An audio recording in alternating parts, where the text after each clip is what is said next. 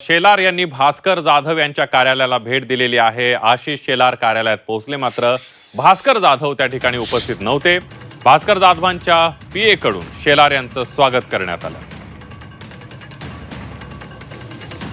भास्कररावांचा निरोप मला आला होता। त्यांचा माझ्या कार्यालयाशी संपर्कही त्यांनी केला।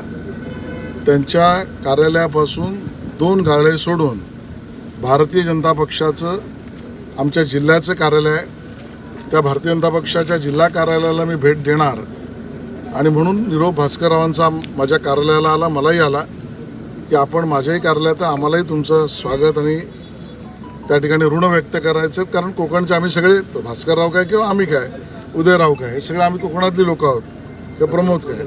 तर भास्कररावांचा निरोप असल्यामुळे बाजूला भाजप कार्यालयात आलेलो होतो आणि भास्कररावांच्या कार्यालयात सुद्धा त्यांचा सत्कार स्वीकारण्यासाठी मी गेलो।